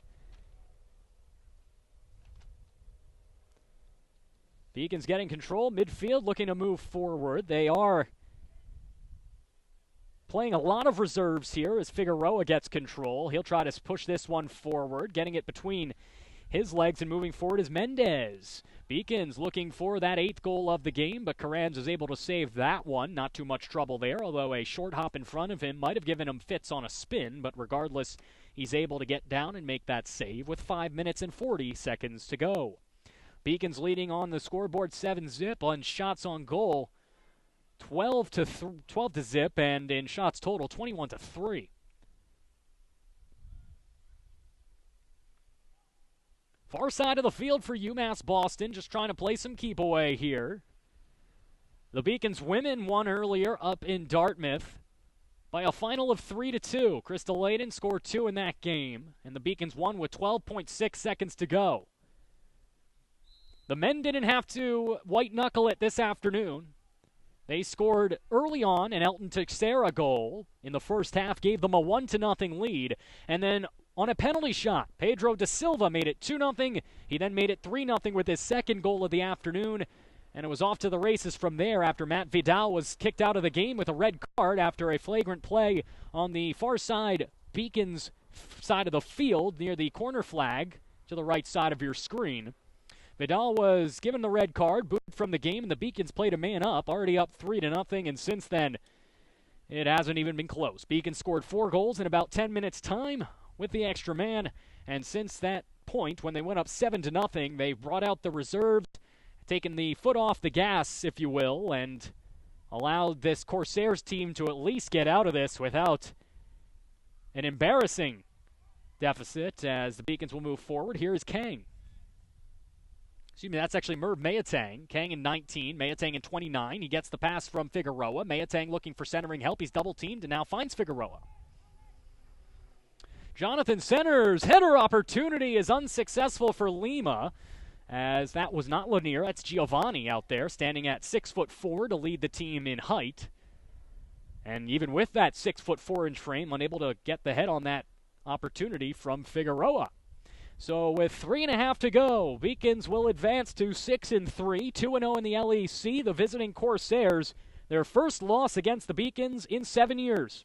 They will fall to 3-4 with 1 draw and 0-1-1 in Little East play, as that one almost resulted in a goal, as Carranza had to get his hands on it, and eventually it just sits on the backside of that net. Beacons almost had 8 goals in this game, as a strike from Lanier Lima was off the crossbar in the first half. It's been all UMass Boston all the time, as we'll see the corner instead come to the near side, it looks like, as originally they said far side. They'll change their tune as Figueroa will get a chance from the near side flag with less than 3 to go. Waiting for the play to get set. Here's Jonathan. And Figueroa with the left leg tries to just go to the near side, hits the goalpost, and now will get it himself. This would be special if he's able to center this for a goal. Header and a great leaping save by Carranza. So even in a 7-0 deficit, Carranza still doing his job. Good effort out there to make the save, and the Beacons will go back on defense.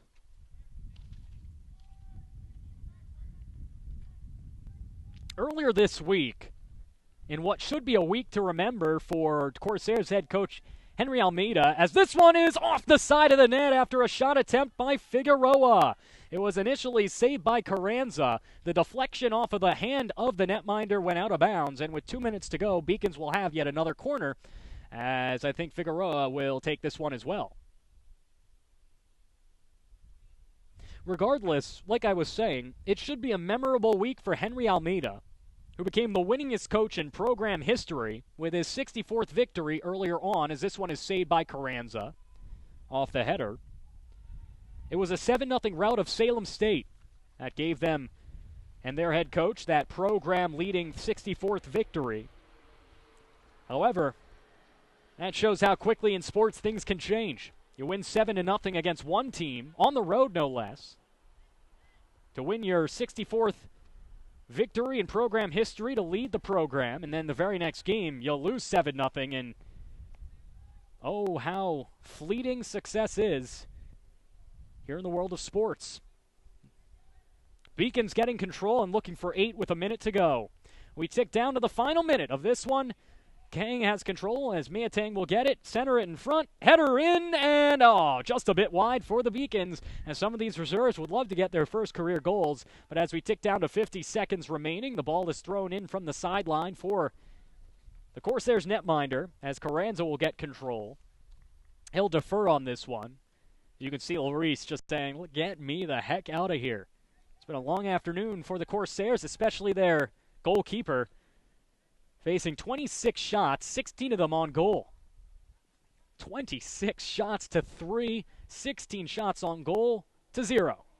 As the Beacons have control moving forward, as moving right to left and getting by the defender there momentarily was Mendez. Klimsman centers this one out in front for an opportunity, but Figueroa can't get his foot on the ball, as this one is Lima firing it in right off the face with 5 seconds to go. And as the clock ticks down here in the second half, this one is over. The UMass Boston Beacons come out with a vengeance in the second half. They have snapped one of the longest losing streaks in program history. Their first victory against the visiting UMass Dartmouth Corsairs in 7 years. They win 7-0 over UMass Dartmouth to improve to 2-0 in the LEC, 6-3 overall. And for the Beacons, what an afternoon it was. Let's take a look at the final stats as we wrap things up from Beaconville. You look at it right there, they speak for themselves. They were pretty bad after the first half when the Beacons led 1-0, but it only got worse as the afternoon trickled along. And what was a beautiful day for soccer, it was a beautiful soccer game in front of us here on the Beacons Broadcasting Network. 26 shots for the Beacons to just 3 for UMass Dartmouth. It didn't get any better on shots that hit the net. 16 for the Beacons, recording 7 of them that went in, and just 0 for Dartmouth on goal. As for the Beacons and the Corsairs in fouls, they were even 10-10. However, one of those key fouls came early on in the second half after the Beacons had taken a 3-0 lead. Matt Vidal, with that red card, left him out for the game. He was the team's leading scorer, and that, for all intents and purposes, was the dagger in the back of the Corsairs. Now let's take a look ahead to what's coming up for the Beacons as they will take on, as I mentioned during the broadcast, Bridgewater State in a road affair at 3:30 p.m. on Tuesday. On Saturday, a week from today, they'll begin their October schedule with a matchup against Eastern Connecticut State at 1, and then they will head up north to the great state of Maine on Tuesday, October 7th. On 3:30 p.m., they'll take on St. Joseph's College.